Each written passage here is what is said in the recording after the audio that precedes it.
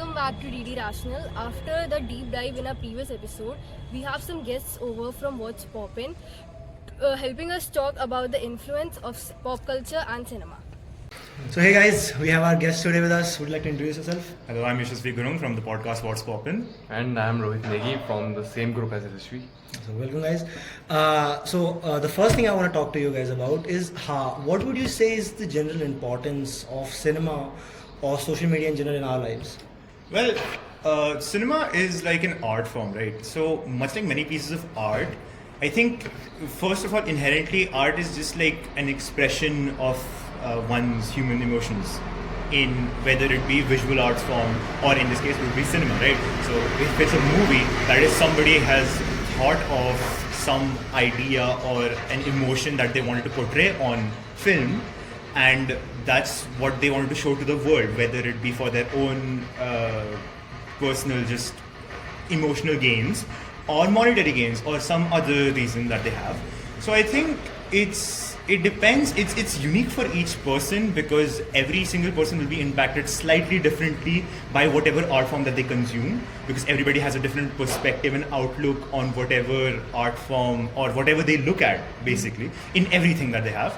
And well, for social media, I think social media, it has allowed a lot of people to have a free way, or like a more easy, free going, casual More of a way. personalization Right. of content now. Yes. Yeah. So because a lot of times a major part of social media is just people sharing their lives, Yeah, and digital what has, lives, yeah. especially in today's current like TikTok vloggy kind of world, it is very focused on people have certain moments in their life that they want to show to everybody else. So whether it be through just their friends and family, for example, if it's a Facebook post, or if it is to the whole wide world when they're uploading a YouTube video explaining that why they like a certain movie. So I think it's kind of, again, it depends on if I see a person, for example, if I see if I like football, and I see some football YouTuber explaining how he learned this trick of how to do around the world, which is a football move, right? So if I see that, and I can either choose to be, oh, I am jealous that he learned it so easily, or I can choose to be like, oh, I think this is how he learned it and these are the tips, and I'll try to incorporate these in my daily practice routines to learn better from that person who's already done this before. So I think it depends on everybody's unique perspective and how they look at it. But if you talk about perspective, again, from the audience perspective, it's about what sort of media they want to consume for Right. themselves, right? But again, we can run the question backwards as well. Ask as a content creator. Now, like before, for say let's like cinema, right? In that sense, the content creator is the writer, the producer, right? But when it comes to down to social media, it's individuals who are creating content. Right. So do you think that there's a sense of responsibility that comes down when you are a well-known content creator, that you choose what sort of content you put out there and how individuals will perceive that sort of content for themselves? It's a very tricky question because to some extent, yes, I do believe that people who create stuff do have some sort of responsibility for that. But I think there's the major problem behind why this is a tricky question is because a lot of times the audience that is consuming it is inherently not mature enough to just look at the art while not being completely influenced by it immediately, and have their own first look at it and perceive it and then understand certain parts of it but not completely accept it. Because I like to believe that when a person is an artist, whether it be in any form, it be music, visual art, cinema, etc., I believe that they should have a free will to be able to do whatever they want to express through their art. I mean, as an artist too, you get that sense of urge to just put out your creative ideas in the world. Because I feel the worst thing you can do for an art form is have the artist be restricted, whether it be through technological means or emotional means or whatever it is that. So at the end of the day, it's about for the artist to find his right audience. Right. But and again, the audience themselves to be mature enough to understand that, oh, if this is just a satire piece, then not take this seriously. Or if this is a piece that is presenting a certain form of information, for example, if it's a murder documentary, then the audience needs to be mature enough to not replicate those things. But again, that is a very like big leap in judgment or expectations from the audience that they will know what they want to watch. Right. We can agree on this point that most people don't know what they want to consume. They just engulf anything that's put in front of them, right? Especially in this age when we're just used to scrolling through reels all the time, right? Whatever comes up to us, we will either watch it. Again, it's like a 6 seconds of like the 6 seconds of attention that you dopamine get. and adrenaline that you get. So you're used to that, right? Now, if we go back to like older times where individual expression was about standing in front of an actual audience and showing yourself. Being an artist was more about publishing your work, showing it to the people, going out of your way to show it, right? Now it is that everybody has all these opportunity in their phone, a small device in their home. So how would you say the representation of art as in general? Now art can be any form of it, right? How has that sort of changed now than let's say a few hundred years or a few 50, 60 years ago? I feel like sometimes, because I've seen personally that there's a lot of, we can all agree that there's a lot of immature content creators. I won't call it immature, it's like because a lot of times these are like 16, 17-year-old kids who just got an iPhone and shot a funny video or something that they thought was funny, but it could be that they did not realize that it could be harmful. But usually it wasn't that accessible to show it to the world and present it in the form, in their eyes, an art form. Because earlier on, again, as you said, that usually art originally was a lot of times showmanship. Yeah. A lot of, you'd have theatric plays or musicals or people singing, and there'd be like whole orchestras and there'd be practice, like a very practiced form of art. I think we're at an age where art has become a lot, like it has become certainly way more refined than because of. You would say it's refined, but I would also say it's sort of diluted now. Yes, because it has both like both ends of the spectrum, because it has certainly become more refined through the power of editing that we have. Like we can just, this is an outtake, cut. And we can movie magic we got. Movie magic. Like, this is a bad scene, cut, new scene. Yeah. So we can do that, but we couldn't do that when it was a live theatric. Yeah, if you see like old like 1950s modern times Charlie Chaplin movies, like they had to do all those skits in one frame. Right. So they had to come up with like new like really interesting ideas to like show the cuts between like coming through the windows and go through the machines and stuff.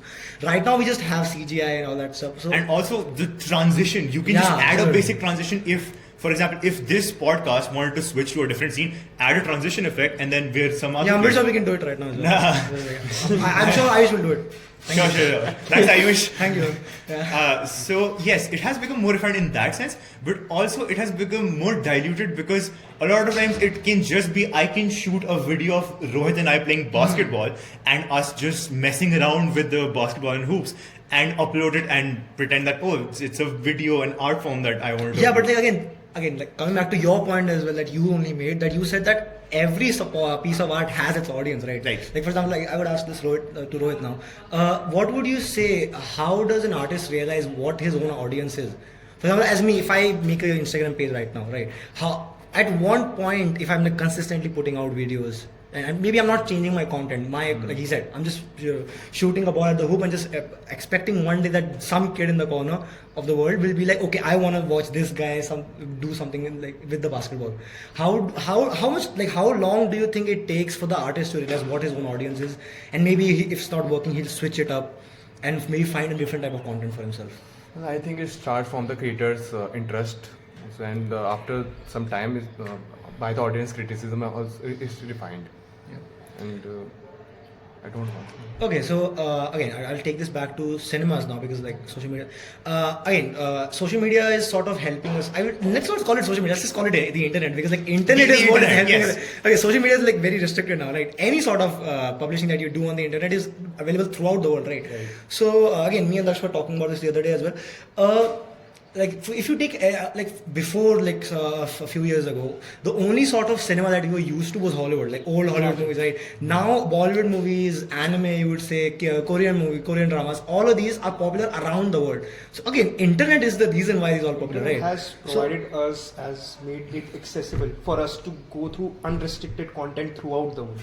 Right. But again, like if you go in again, each and every country, each and every culture has their own way to represent all these things, right? So would you say that just because the cinema or the art form comes from different cultures, and when there's a clash of these cultures, do you think there's some sort of appropriation that comes from this clash, I would say? But don't you think sometimes money take over the culture things and all those things? Because sometimes the creators just want to earn money and earn fame. So don't you think it's all about money because they want to earn and they want to earn their fame also? I think it depends on individual, like the artists themselves, because some people would be more focused on, I want money, I want fame, I want the YouTube likes. There's nothing wrong with that. But, and then that's their own choice of Absolutely. why they want to pursue Yeah, certain absolutely. things. Yeah. But some people would argue that they just want to do it for the sake of doing that art form or recording a video. They just enjoy that the process. Like, for example, some would say that they like the process of editing. Yeah, absolutely. I certainly don't, because coming from, I had that's to fair. wake up till 3 that's, a.m. that's yesterday. a shared experience, yeah. I certainly do not. Yeah, absolutely. But some people might like that. So I think it depends on each person and how they like and the sort of things they like doing and why they pursue certain things. I think it goes on again. Before the internet, it was like you were only allowed to try things that were around in your surroundings. Right? Right. Those were the only activities that you could take part in and understand them. Right now, because of the internet, me sitting here knows what's going on in America. I can sort of find my interest or something that I want to pursue as something. Yes. Yeah. So I think that is a good way of. But I also think that it comes down to, if you're talking about creators, right? It comes down again back to that same point we talked about. It comes down to a sense of responsibility when it comes to portraying different cultures and the activities performed in different cultures. Beyond some things are beyond money. I personally believe that the creator must take in account while if he's making content out there, showing something from that culture or anything. I can't really think of an example. Do you have Logan Paul suicide forest? Oh, don't go there. Come on, let's not. Okay, we will not Talk mention about some. cultural representation. It's In not the last cultural. video, we talked about the latest Mahabharat episode. The content was diluted and changed in respect to the writers. And it was their responsibility to show how it is. Yeah, I think that is also again like represented. if We talked you about take it a in the good last example of Adipurush, right? Exactly. It was like a very weird Game of Thrones-esque version of the Ramayana, right? Yeah. Why was that done to begin with? Like, what was the creators thinking? That is completely dependent on what they create, because I think the whole nation wants to know everybody what they wants to create. know, like, Everybody wants to know there what has the to be creator was something thinking. that was going through their head. It was like, okay, this will work. People will like this. Okay. Either I think they were just riding the very old and very like dying embers of the Game of Thrones like Yeah, hype absolutely, train yeah. that was there during the early 2010s. Yeah. So I'm guessing they could perhaps be riding on that the audience would have liked a new modernized version. I guess it didn't. I guess or it like didn't- a more changed version of Ramayana. Yeah, for I don't think this. they saw the ending of Game of Thrones. I guess then. Yeah, probably. Yeah, that's what they okay, so again, after talking about this, I would like to jump to the next question that I had. Was if we stick to movies as of now, Right. again we can go to social media as well. Sure. What would you think? This again because of these representation that was sensed by when I say content creators, I am including movie producers, directors, actors, all of Right. them. Because they're all content creators, right? Because basically all artists. Yeah, they're in all artists. genres. Yeah, so content creators and artists. Do you think this when they put their content out, especially in an age of internet, do you think this sort of portray or like set some illogical societal expectations amongst us? Because again, movies do change our perception of reality, right? It boils down to us again. Even our day-to-day lives, like we talked about this before as well, even our surroundings, the people I'm talking to, right now I'm talking to you guys, now, the way you look at me will make me think differently, right? So what do you think when you like sit down for a movie, right? I'm watching a Martin Scorsese movie and like, it is changing my thinking, right? So how would you say, like, again, there's so many good things that come out of movies, right? But there's also some, I would say a lot of actually, not some illogical societal expectations that are set by movies. Can you think of any? Animal, a very recent example. Okay. Okay, maybe not. We talked about this at length in our podcast. Yeah. Animal, I don't think so. It had any positive impact on society. Yeah. Every time I go for a street fight, the one thing I'm gonna do is a kamehameha. Yeah, No, I would say like let's just ground ourselves to Bollywood first, right? The one thing that I have noticed the most in Bollywood, and I want you guys to agree with, is the portrayal of certain sections of Indian societies that is just so stereotypical, and I think it shows ignorance from the director's part. Like for example, again, like recently after the release of Adipurish, right? Because it was such a bad movie, people were going back and talking about Ravan and how good the movie and the CGI was in the movie. But can we just talk about how ignorant the movie was about the portrayal of South Indians? Could you give me an example? For example, Because I haven't watched the movie in years, so okay, don't even take Ravan as an example. Just think of any portrayal of a South Indian character in Bollywood movies. Right. My first thought is Rajnikant and Yeah. his overly exaggerated like Like action scenes. it boils down to like what I've experienced in movies is that if it's a South Indian character, okay, he will only like idli dosa. Okay, he will like all the time he'll be like ayyo ayyo. Which by the way I can tell you I have a South Indian roommate. He does not say that. Okay. And they're always in a dhoti, okay? Lungi, yeah. Lungi and dhoti is different, yeah. Okay, it's either of the two. And he has a very big mustache, right? All those things are counted. Or There's he has this a big very tika they have. Yeah, Okay, so regarding that, I think the thing with that is, as a society, we have changed because during a lot of olden days, what we think now isn't societally accepted was okay during that time. Yeah, obviously. So as a society during that time, I think the director might have thought, oh, this could be quote unquote humorous according to that director's vision for his audience or his or her audience, right? So I think it depends like heavily because for example, I think there's a lot of words that we don't use in current language Yes.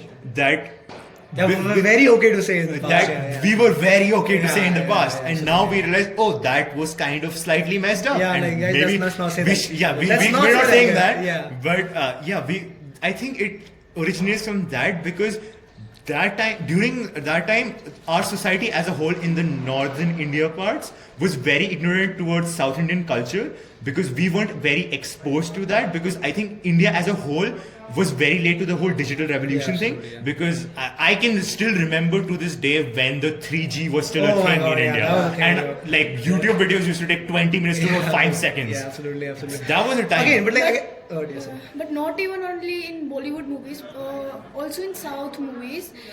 Generally, directors or the shooters tend to let the people so that the people who are acting is wearing lungi and all those things. So it's not about only Bollywood movies. Even South culture also. Again, is shown there. hyperrealism is different from what it's shown. Like, for example, I'll tell you, it doesn't boil down to what it's shown in. Again, art form is subjective. The director is allowed to show whatever he wants to. What I'm talking about is like, it's about the sense of responsibility that comes down to the content creator. As a content creator, you know that what your audience is. We know 60% of the current Indian audience is young men. It's young men from the ages of 14 to 35. So, they are very, very impressionable, okay? So, again, we have seen, we live in, like, I come from Delhi, I have seen people talk to, like, I've seen their perception of South Indians or women or, like, let's say, Southeast Asian people, right? How they talk about them is so influenced by these movies because, if I'm gonna take examples, like that. Isn't it just like Shaitan movie? After watching the particular movie, particularly talking about my friend, she just think twice before eating something given by her friend or something like that. Like start again. So that. Say. It's okay. You can go on. No, you can continue on.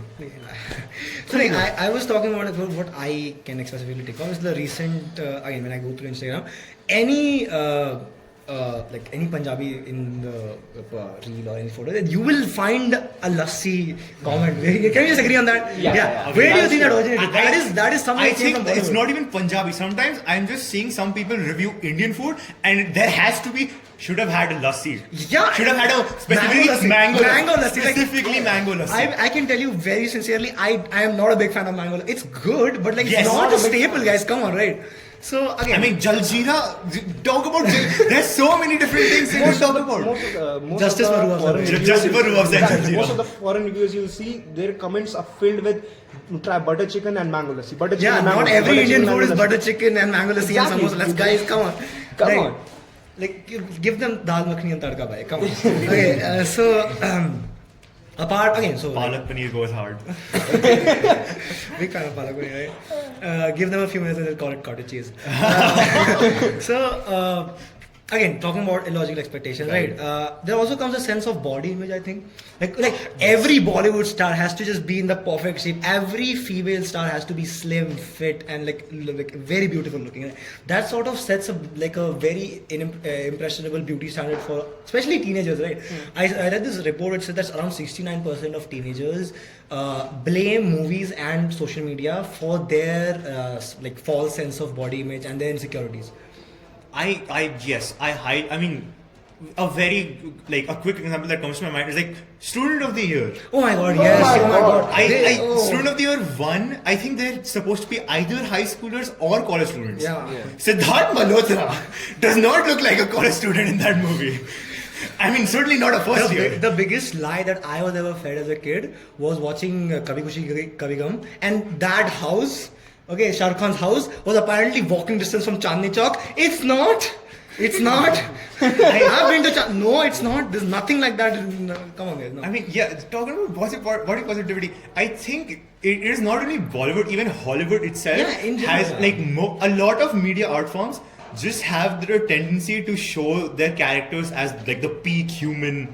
Exactly. I never understood how, again, props to the actors for maintaining 2-3% body fat. Right. I can come and tell you it's been 3 years. I cannot maintain less than 11% body fat. It's so hard.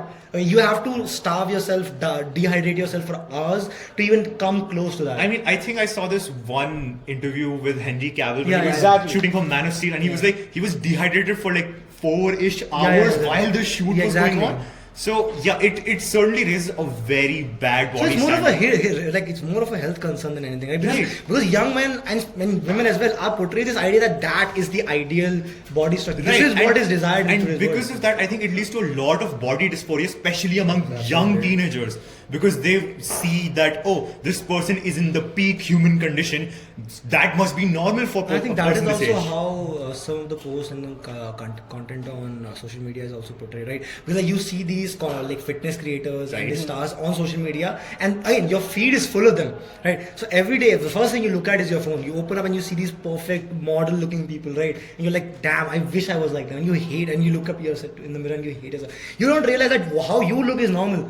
80% of the people look like you. You are the normal figure, right? It's like people, I think, again, the whole body positivity movement, I think, wants to strive for this as well. Talking about this actually, when people sort of engulf all this content all the time, they just keep looking at specific models or stars, and they just obsess over them over and over again. Like, I want to look like them. I want to look like them. I want to be with them. It's sort of. Do you think? Again, I'm not sure about all social. I've seen this happen with social media creators as well, and YouTube stars and streamers. But the most we've seen this is with the movie stars, right? This sort of parasocial relationships that audience in general, especially women, they sort of create this with the stars, that they just live for them. They, again, what do you call it? Stan culture, Stan culture, right? So how do you say that that mentality even originates? I think Heath can give a good example on this. How do you say the Stan mentality even begins with in general? How does one even sort of start to become obsessed with somebody around the world, on the other side of the world? Actually, it's difficult for me because till now I'm not obsessed with anything, but I can give some examples like my roommates. If I talk about my roommates, they are so obsessed with fictional men, those fictional books and those grey morals and all those characters. They're so obsessed with them. They're like, yeah, I want that kind of thing. And fictional men are hot. We can't blame them. Okay. I've read a few books. Let's be honest. But they are You're a also 6 foot Netflix 6 pack abs guy. So they are definitely obsessed. They are obsessed like, I want this in my life. I particularly want this, and this actually stop them to live in the reality. I think, okay, so I haven't personally experienced the parasocial relationships per se, but I think, okay, so it originates from an underlying problem that sometimes people just fall in love with the idea of love. So you would say idealization of somebody. Yes. Yeah. So a lot of times they idealize some person, whether it be fictional in this case, or like a movie star. Absolutely. So they try to idealize them because they see the perfect image of them either in social media reels or movies or TV shows or whatever XYZ. So they start to idealize them because they think of them as this a very highly refined human being. And whenever you see that, of course, they seem like people to look up to. So they put them on a pedestal. And once you put people on a pedestal and you keep obsessing over the fact that this person is a very this person looks nice, this person's hair is nice, this person speaks perfectly, they have good vocabulary, they don't make mistakes, blah blah blah, XYZ thing. So I think it slightly originates from that inherent problem that a lot of times people just try to idealize a lot of my mind straight up goes to Shah Rukh Khan, like the Shah Rukh Khan fandom. Yes. Oh my god, like the women obsess over him as if he's a Greek god or something. Like, oh, he is. I mean, he's a wonderful man. I love his movies. I love him as a person. Like, if you sit down and just hear him talk, he's amazing. But this idealization that he is the type of person, like, you will go around comments like, I wish my man was like Shah Rukh Khan. Right. That sort of mentality is, I personally feel, again, not sickening, but sort of degrading in the sense that you sort of jump out of the idea that Shah Rukh Khan is perfect. Right. He has had problems in himself. Yes, he's a refined man, but he's also almost 60. Okay, so he is wise because of his age as well. No? So you can't expect a 20-year-old to have the same mentality as him because he has learned from his life and he has learned from his past experiences. He is old enough to give that sort of wisdom because he has lived that life. But first of all, each and all persons are different though. We can't compare one person to another, and we have to just accept that reality that each and every person has different point of view. Yeah, but people you can't deny the fact that people now just run after that image of that sort of relationship there, that perfect relationship that they're looking for. That I want this specific thing in my man, otherwise I will not date him. Actually, they are just wanting ups in the relationship. They are not wanting them to go through the downs together and all those things. They just want happiness from those. Okay, can I add to that a bit? So could you think that this could have originated from the entirety of the world being locked down for roughly 1.5-ish years during quarantine? Because during that time, a lot of people growing up, especially a lot of the people who are in their late teens now, which is a very large portion of the online audience that we have, for especially the ones that are like, oh, I want my XYZ person to be like this movie star or whatever.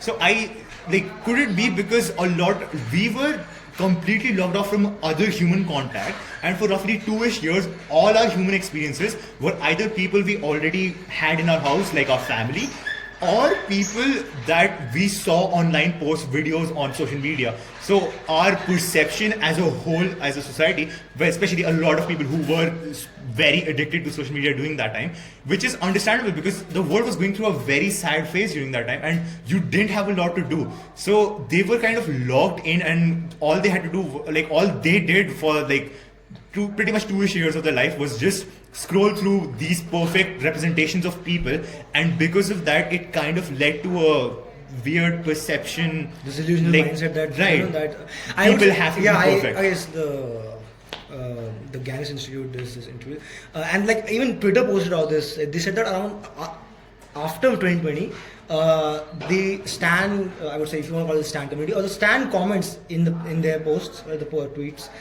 jumped up to 45% of the entire tweets. Around 45% of Twitter is just that. Stan Twitter is just 45% of the entire Twitter. So, and that is in 2020. Right. Again, if you want to jump to K-pop, right? Again. I mean, not K-pop. There's so many Stan culture. K-drama, dude. Each and every girl, you just ask 10 girls, 9 out of them will say, yeah, I love their face, I love how they treat, I just love the way they are showing it. I mean, from personal experience, I have seen my younger cousin buy merchandise related to K-pop, K-dramas excessively. Okay, I'm 18 right now. I haven't bought a single merchandise. I'm not obsessed with those guys. Right? I'm not obsessed with anything. Right?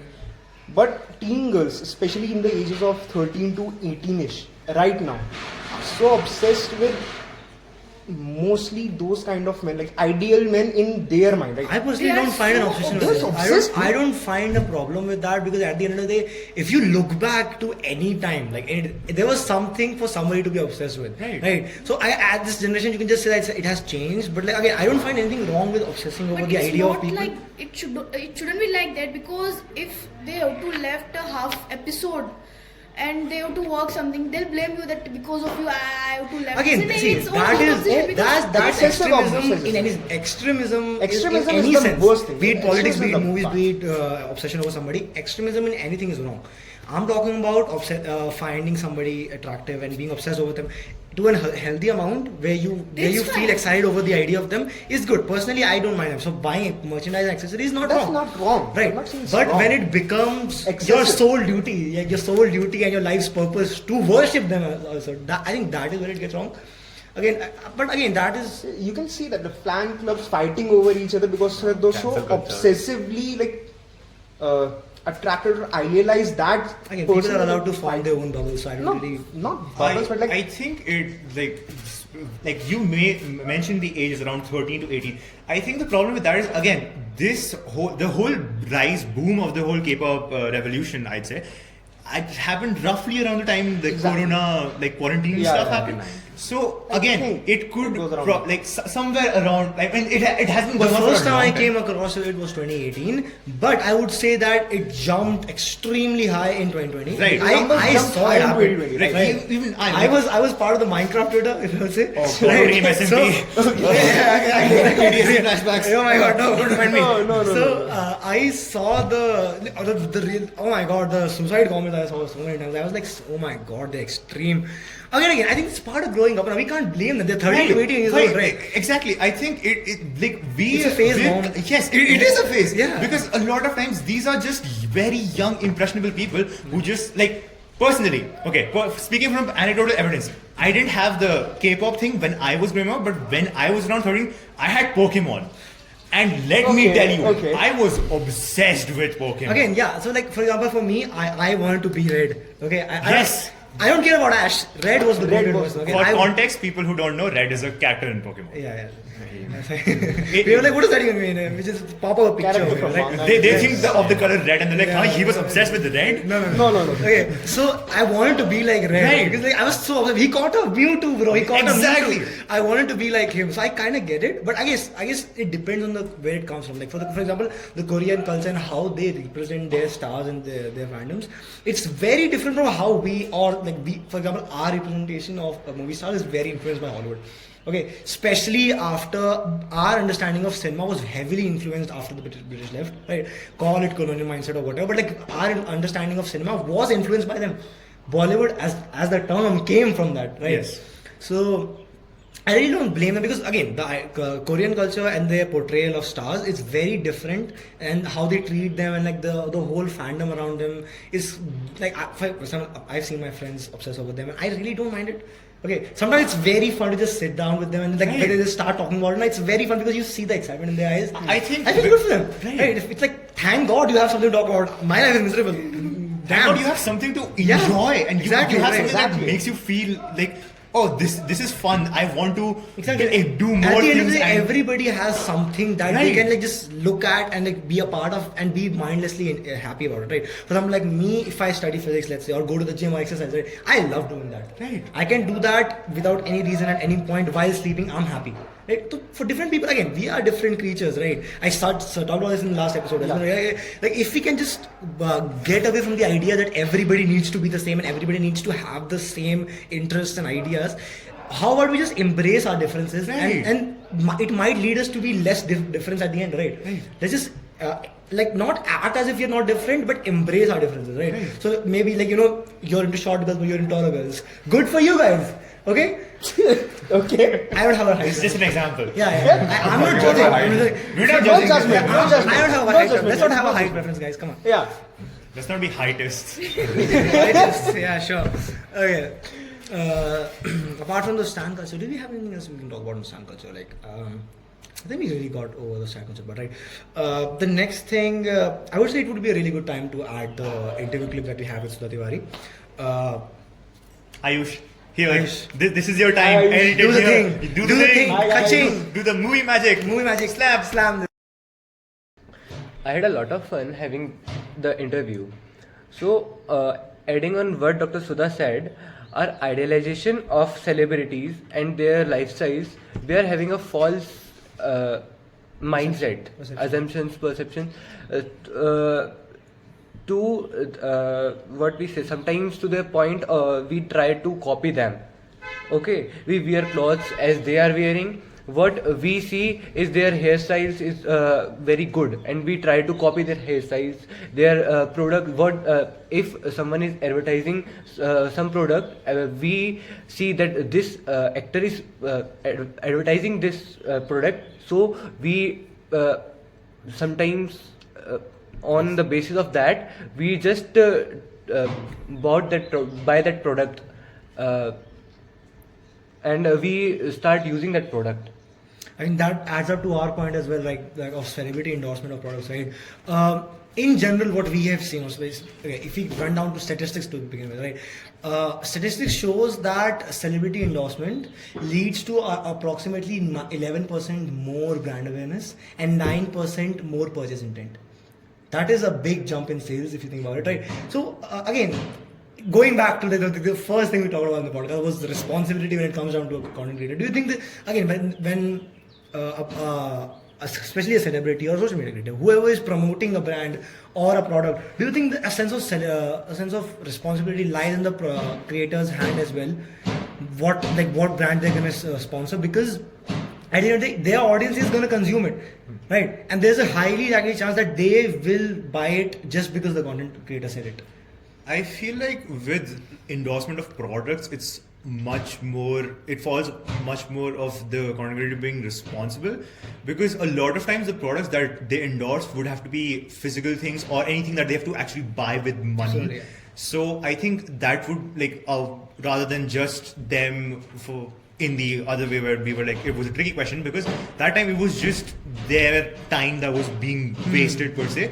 But in this case, it's also not only the time but also the money that people would have to spend to, for example, buy a shampoo that a celebrity like endorses. if you like, again, overall, like, okay, it could be a small product or like something like a streamer promoting weird very expensive cookies. I'm talking about Pokemon right now. If you just talk about harmful products as well, like sometimes again, these streamers and like YouTube creators who promote gambling apps to children. Exactly. That, I think one of the worst cases was recently, I think Logan Paul promoted some cryptocurrency. Oh yeah, the to- crypto zoo thing. The crypto zoo thing is like so weird because, like, again, he promoted the idea for his audience. Again, his audience is young men. Again, like I said, it's very young men, and it's they are so impressionable to the point he's done it before so many times. Logan Jake has done so many times before as well. They promote an idea of like making this quick money, right? And again, in this generation, everybody wants this. Ever since cryptocurrency and like not even crypto, like go there with crypto, any sort of a non-physical currency, right? Everybody just wants to somehow make a lot of money very quickly, and we see certain examples of people making millions. So now, if they see that, okay, my favorite creator is talking about this reliable source where they made some money, so maybe I can work on it as well. For the creator, they are getting a portion of the salary for portion of the fees that they for promoting that brand. But in most cases, like how we saw the Coffee Zilla video, he exposed the fact that this was all a scam and they were not going to get their money back at all. Right? So again, that responsibility falls on the content creator itself. If we take away, again, let's get out of YouTube for a second. Let's stick to celebrities and like let's talk about Bollywood for a second, right? Because like in Bollywood, we are obsessed with our celebrities. Like we love our movie stars, right? Like every time I see a clip of Shah Rukh Khan's birthday on November 2nd, and I see the horde of people outside his house, and he's just to just see him wave his hand. That just, again, I love the idea of people like loving the man, and he's admirable, he's amazing, right? But again, that sort of obsession with somebody. You need to understand, if you remember the early, I think it still happens, right? But in the early 2000s and the late 90s, there was this whole phase of people just copying celebrity haircuts. If you remember, everybody wanted the Salman Khan bracelet. Yes. Okay, everybody wanted that wanted look. Everybody wanted a Gajni look. Everybody just like the Dhoni long haircut. Yeah, everybody was just because exactly right. Yeah. Salman Khan. And so why do you think that people just want to somehow fit in and look like their favorite celeb? Like, why do you think that mentality even originates from? I think, like, coming back to our old point of how we people idealize a lot of celebrities, I think at that point it's they're grasping at straws to just have some sort of connection, more of a connection to that celebrity, and I guess it makes them feel a lot more closer to, for example, their idol. For example, if I liked Dhoni's haircut and I liked cricket, then I would be like, oh, I want to keep Dhoni's haircut because it reminds me of. Does not look like Dhoni's haircut. No, this is not Dhoni's haircut. I'm just saying, if hypothetically, this is not Dhoni's haircut, by the way. Yeah. This is just overgrown hair. Anyways, we're off the point. But right, coming back to it, I think it helps them feel a bit more closer to the people that they idolize, and it helps them feel more confident, I guess, in some senses. So like, if I push the parasocial relationship point, do you think what do you think is the limit to a healthy parasocial relationship? Where is the limit? We would say that this is the point where you should just stop obsessing over that person. I think there's a very fine line with being obsessed with a person and being too obsessed with a person. Okay. Because again, as you said, like being healthily obsessed with like a star or a person to look up to is generally very like it's not wrong at all. It's just it's a very fun experience for anybody who's gone through liking any sort of celebrity or anybody to look up to, because it's nice having somebody that you can compare yourself to and be like, I want to be more eloquent like for example, Rekha. I love Rekha's vocabulary. Her the way she portrays herself and her way with just the way she puts herself. Yes, that is very admirable to look up to. So, for example, like it can be very healthy goals, like I want to be more eloquent like this person, or I want to be in any other way of that. So I think there's a very, very fine line that a lot of people just unfortunately cross and be a bit too obsessed with whatever idealizations they have of their favorite celebrities. I think of what just Yashasvi said. I remember a female who I think had multiple plastic surgeries to look like, I think it was Angelina Jolie. She had like 16 or so surgeries, plastic surgeries to look like her, and it didn't turn out well. And in her life actually got ruined. The one I remember is Ollie London. He tried to look like Jungkook. Yeah, and again, he said that he identified as a Korean. I was like, okay. Like it became too obsessive at that point. That point is just too obsessive. I mean, if you run that back again to celebrity, do you think if the celebrity know that he has such an influence on people, do you think somewhat it's the celebrity's responsibility to portray a more realistic standard, because they know, not he or she, whatever. They can't. They know, like, again, that's what I'm saying. They know that people are going to follow the standards they set. But some of the other way, they also know that if they show a more realistic side to them, that idealization will fall apart. If the audience sees them as normal as they actually are, right? I think that has sort of become. You see the worshipping of stars now has gone so down compared to the 1920s, because social media, we know what their daily life is. We see them, they post reels of normal days and how they look without makeup and stuff. Before, if you take like Anand Kumar and like old times, right, like Rajesh Khanna and stuff, you say people used to worship. They like Rajesh Khanna. I read this documentary. He told that he used to get blood written fan letters, right? Yeah. With like fan letters written with blood. Right, that will never happen today because people are not that obsessed with stars anymore. Like I think Shah Rukh Khan, like we call him, he's the last of the stars. Like I think he's the last star I will actually consider people worship. Yeah. After that, I've not seen that case happen again. I think that is something that social media has done. What were you saying? I was saying that I am not agreeing with you with that point that the actors or some kind of K-pop stars should show their real side, because it's all about manager who are paying them, who are sponsoring them. If the manager don't want them to show their real sides, they can't do anything. It's based on what I wouldn't call it a manager. I wouldn't blame the manager as well in this. I'll say the entire concept or the image of the celebrity now is that image of the celebrity, that perfect image of the celebrity is what is paying his bills. Okay, you can't ask them to like lose their perfect body or their perfect face or don't go out in the public without makeup, because that is what is helping them make a living, right? So again, I can't blame them for that. I'm just saying that somewhere or the other, it is also again, you can call it societal expectations or whatever, but I think somewhere or the other, I think it's the mindset of the people that if we had more acceptance to the fact that they are also humans, they look normal like us, okay, and we should accept them the way they are. And again, I don't want anybody to be worshipped, let's be honest. Okay, if you wanna be obsessed with people and you wanna like look up to some people, look at them for their wisdom, their personality, not for how they look. I think this leads to the idea of product endorsement as well. Yeah. Like certain celebrities will endorse some products that that they don't even use themselves. But in an ad, you see Bikaji very Bhujia by Amitabh Bachchan, and like Bachchan ji, you're not eating Bikaji Bhujia. Let's be real, okay? 70 years. So like, come on, why? So like, I was like, let's think of any other example that you can think, like some dumb. Very recently, I think there was a shampoo endorsement by, and I kid you not, The Rock.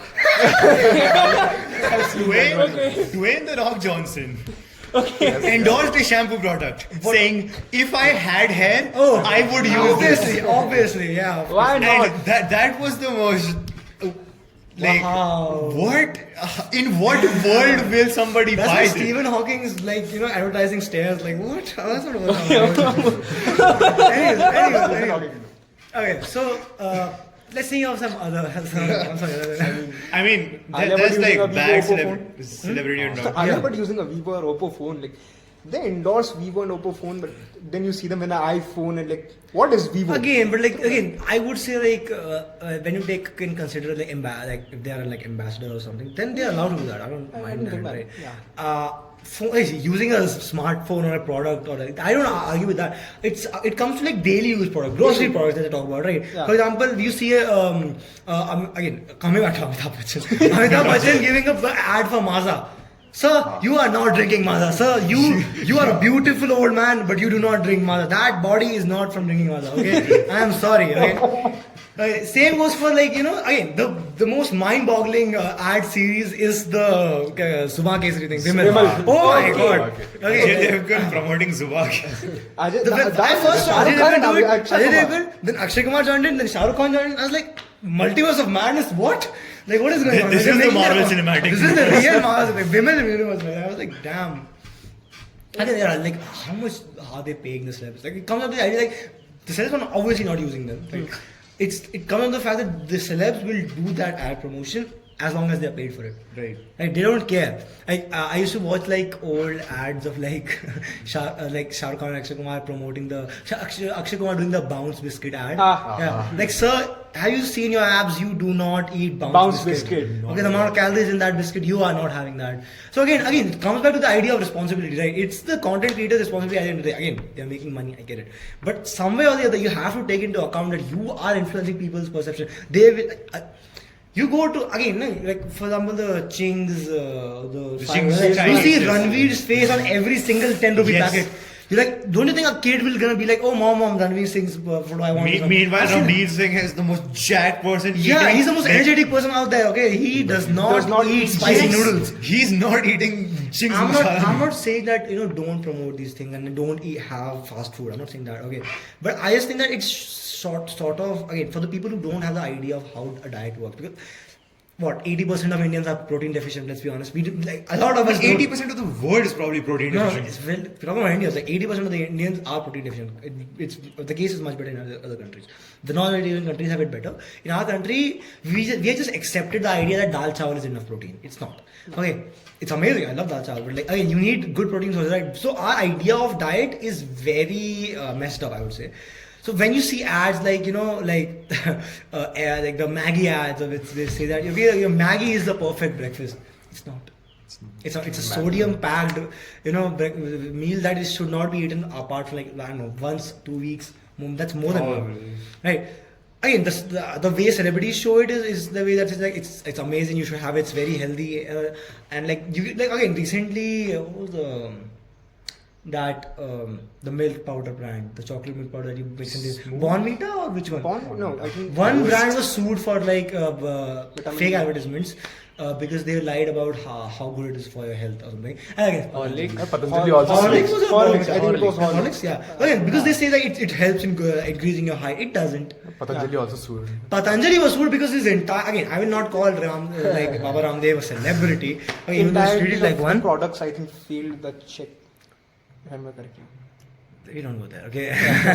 We don't know. Okay. Yeah, I think it started off with the coronal thing. Again, I think it sort of ties up with this, I guess, right? Because like, if you think about back then, again, I think media has a lot of like blame to take in for this because like they were advertising Coronel when it came out for the first time.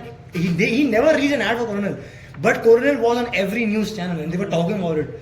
as if they were paid to advertise that thing, right? And when again, no evidence-based tracking, no proper tests done, right? And like again, you would say like, but nobody bought it. Like, a lot of people bought it. A lot of people bought it. The claim was it's a prevention and a cure for corona. Like, come on, that is harmful. Okay, like think about it, na? People will be like, how is it harmful if it's just some herbs mixed in a powder? No, think about a guy, okay, in a secluded village area who saw that on the news and he was like, okay, finally, Baba Ramdev came up with a cure for this. Okay, I'll buy this, and he stops taking preventive measures for corona because he has a cure now. What happens then? He catches corona and he God forbid something bad happens to him. Exactly. So again, this is the media responsibilities and the creator's responsibility, whoever the celeb is, right?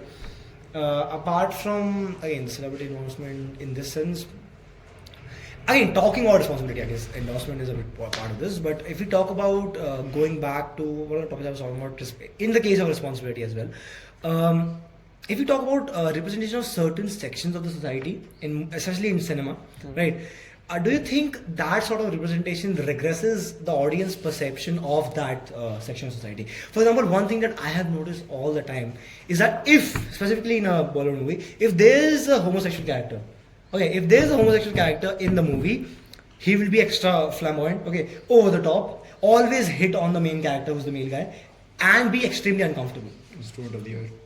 Yeah, or any other, like Rishi Kapoor's character. Yeah, that character. Why? I have a few gay friends. They are not at all like this. They're the coolest people I've met. Right? Not at all how they act. So and again, you can't say that has not changed how people perceive gay people.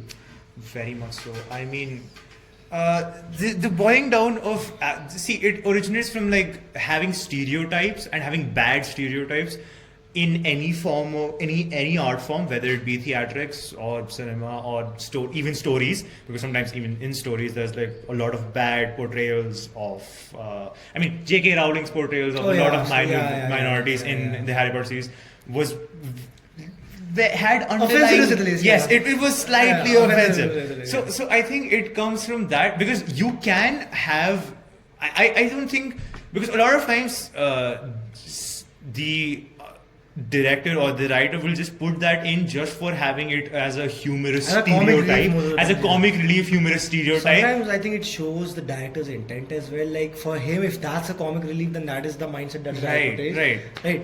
For example, in the recent Animal movie, right? Even though he's giving an argument, like I saw this interview of him talking about like if you're in a relationship, you can't slap each other, right? How is that love? Like that shows the perception of the director. So you see the result of that in his movies. Around the same fact, I think again, then people blame wokeness that you guys are being too woke about this. I personally believe that every generation has their own version of wokeness. True. And for because like when you say that okay, it was acceptable a few years ago, now it's not. Yes, because the version of wokeness that we have is slightly different. You know, like our version of wokeness is like, okay, guys, let's treat black people and white people equally. Let's treat minorities in the same way. Right. In the 1940s, it was like, you know, maybe let's not kill the Jews. Like that was wokeness on its own, right? That was their version of wokeness, right? So again, hot take. Okay. Is it hot take? I mean, okay. And came in later, but like, after 45, they were like, maybe let's not kill the Jews, right? Probably it's probably a good idea. It's probably a bad idea Let's give them their own country now. Maybe not kill the Jews. Yeah. I think that's also kind of a hot topic right now. We won't go in that. Okay, that's political, right? Sticking to this point, I think we've covered a lot of topics. I think, and also like to add to your thing of the whole stereotypes and how people are like certain sections of society are portrayed very badly. I think it dehumanizes a lot of people which are part of that community per se.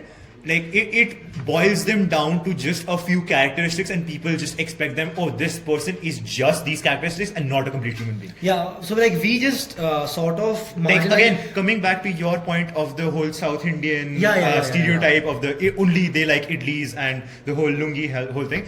I don't think so. That dehumanizes people, and that's. I think that is how marginalization even starts, right? Because we just pinpoint that these people are different from us because they are like this, we are like this. So let's just keep them away from us. Right. We can't let the culture clash happen at all. I think again goes back to the same point. If we just accept our differences and realize that we are not at the end of the day, we are not that different. Okay, it's just because we are born and brought up differently, we have some different morals, right? Some different principles. At the end of the day, we are all humans. Right. So how I would say at the end of this, how cinema influences us is that it's more about how we perceive cinema at the end of the day, right? Again, how we talked about in the first episode, like when you guys had the conversation. You said that whatever surrounds us or whatever is on our face will affect how we see other things around us as well. If somebody just keeps looking at you for some of more than a few minutes, right, you will think that's creepy. Okay, that's because that is your person. Maybe he's just, maybe he's just looking at my t-shirt. He's like, yeah, damn, that's a very ugly t-shirt. But like, again, that's his perception, right? Again, I can't blame it. But if it's affecting me down to my core, that's my overthinking. I need to work on that, right? So overall, I would say on the content creator, the celebrities part, it's a responsibility that they need to account for. That at the end of the day, the audience is gonna be influenced, right? It's very impressionable, and they need to be held accountable for some of the things that they do, right? Like for example, Akshay Kumar talks about healthy lifestyle, and then he's going out to promote women. Like let's not do that. That's the most hypocritical. That's the most hypocritical thing ever, right? Right? It's like He and then also promoted a protein brand, I think. Yeah, he talks about He not talks taking about not protein. taking protein and then promoted a And the protein next brand. thing I can think of, the next best thing I can think of is for individuals. I think at an individual point, it's more about being self-aware enough to know what's right or wrong. At the end of the day, be it stereotypes, be it cultural influences around us, be it our superiors telling down on us, that it's sort of a lot of times it's a cognitive bias that somebody who's higher up than us, we're trying to listen to them. True. Sometimes it could be a celeb, it could be our parents, it could be a superior to us. Wasn't there that one experiment where a bunch of scientists told there were two groups of people and they were separated. One group was told by the scientists that you will be executing punishments on the other group of people, and just because the scientist was telling these group of people, they were like, oh, this is a much more authoritarian figure, absolutely, yeah. and I'll listen to them because they seem knowledgeable and I'm not. So I just blindly listen to them, and in the group's mind that was executing the punishments, they were like, this is defined, this is justifiable just because some other person told me to, and he should be the one who should take the blame. I think it's all, at the end of the day, I personally feel, I mean, it's my take, but I feel that it all boils down to how you are brought up. How you're brought up as a kid influences how you see the world in the future. Right. Because all your sensory organs are developed in the first 2 to 5 years of your life. Right? So, especially in the Indian society, right? As soon as you're born, the first thing we are taught is to listen to others' opinion. Right. Listen to your elders, respect your elders. Why? Again, I'm not saying don't respect your elders, obviously. But why is it that every elder's opinion is supposed to be taken as 100% evident fact? Like it's just a stone truth that has been laid. Yeah, I think if we promote our kids since from infancy, right when they learn to talk, if we promote rational thinking and critical thinking to our kids, that would be much more beneficial than just forcing on them. I've seen this clip of my idol Carl Sagan. I saw this clip of him talking about how we should promote the idea of I would say sort of self-aware critical thinking, where if a child comes up to you and he's asked you're his dad, and he's like, Dad, why is the grass green? Instead of telling him that it's just that because grass is green, or because you say why are you asking this question? It's such an obvious question. Obviously, grass is green. Instead of telling him that, because that just regresses the kid's mentality to say, okay, I'm not supposed to ask these questions. Instead of being okay, actually, tell him the scientific reason behind it. Yeah, maybe he won't understand everything, but he'll know something behind it. Or just say, hey, we don't know. Maybe you'll be the first person to find out why grass is green. Promote an idea of rational thinking in the kid's brain, because in the future, that kid will be sort of accustomed to thinking for himself. When we are spoon-fed since childhood that somebody out there will tell us how we have to perceive life for ourselves, we tend to go out of our way to find somebody to do that for us. So be it a celebrity telling us what sort of biscuit we should have, okay, or be it somebody in our life, or be it that bad relationship that you've been holding on to just because they make you feel loved, or just they make you feel like, okay, my ex told me you should do this, so I kept following it, and now for that period, even though I was miserable, at least I had somebody looking after me. I think all these sort of insecurities arise from the fact that we don't have that idea that we can think for ourselves.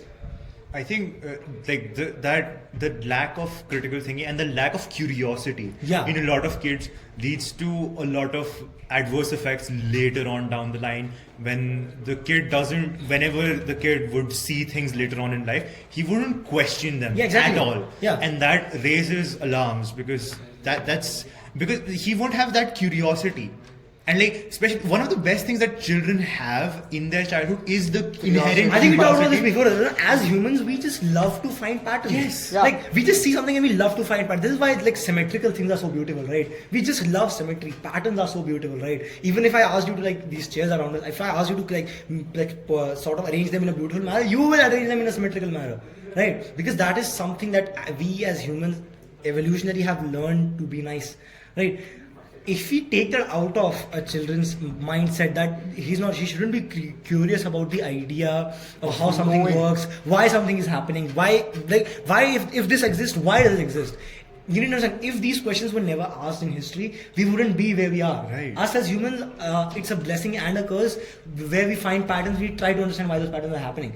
People ask that, for example, the best example of curious mentality is Newton's example. Everybody thinks that an apple fell on his head. That didn't happen. What happened was that he was actually working on the idea of how something still keeps grounded to earth, and he saw an apple fall from the tree. Okay, so his first thought was not that just an apple is falling. He thought that so an apple is no. His exact thought was, if the apple is falling down towards the earth, is the moon also falling down towards the earth? Just because the height difference is different, is the moon also falling towards the earth? We know it's true. The moon is falling towards the earth, right? But obviously the escape velocity and the perpetual motion and the centrifugal force keeps it on an axis. All those things, now we know. But the first question was asked by someone. Okay, if he had never asked that question, a lot of things wouldn't exist today. Right? Same thing, the invention of relative motion, calculus, all led from that one single thought. Same goes to the idea of how Stephen Hawking, he asked a very simple question. What is a singularity? How does a singularity even exist in the first place? Hawking's question was this. Right? That led to our understanding of the first black hole, M87. Right? M87 was portrayed in Interstellar, if you know about that.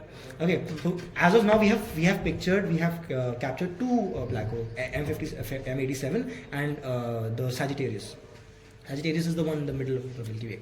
Okay, so now we have the pictures of them, right? It's there's so many amazing examples of human. Again, it's the human capacity to think and come up with solutions that can explain the most basic natural phenomena that exist in our nature. Going down to, again, we talked about religion in the past, how religion helped us, or how it gives us an example, it gives us I say an excuse to not think. Like I said, right?